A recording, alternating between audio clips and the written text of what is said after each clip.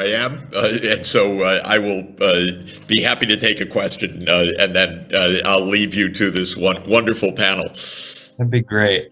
If feel free to put a question in the chat, speaking to our audience. But for now, could you tell us a little bit about, or how would you speak to the fact that so many years of reflection and deliberation went into the process that created the SDGs?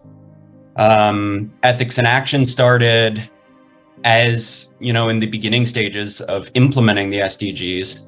What progress have we seen, and do we have reason to hope that more progress will be made? I think everybody knows that we're in a very dangerous situation globally right now, and a very complex situation.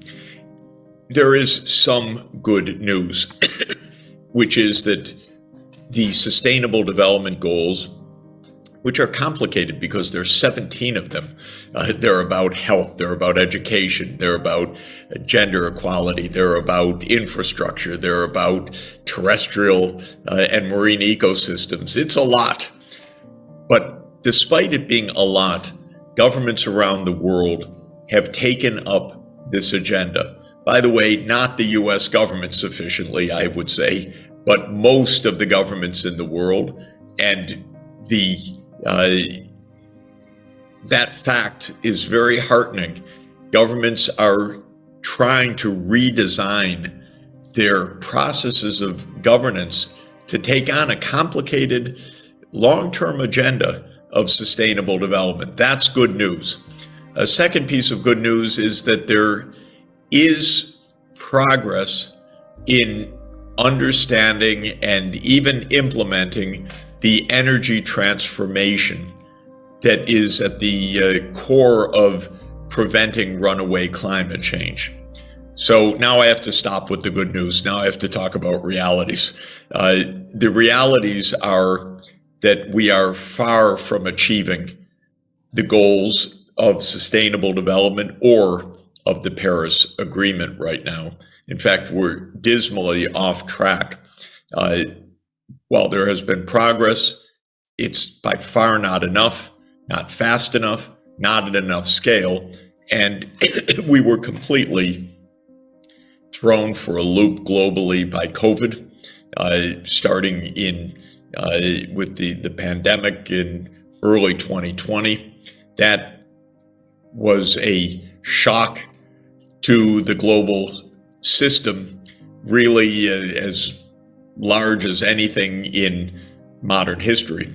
It was huge, and it continues as a major disruptive shock to global politics and society and health. But then came the intensification of the war in 2022 and the worsening geopolitical environment with the rising tensions between the US and China. Now, there's a lot to say about that, and I won't say more about it except to say that we need to have negotiations urgently with Russia to stop this war. It's possible. Believe me, it's possible. I know this situation. I watch this situation closely. I was an advisor to Mikhail Gorbachev. I was an advisor to Boris Yeltsin. I was an advisor to Leonid Kuchma, the first president of Ukraine.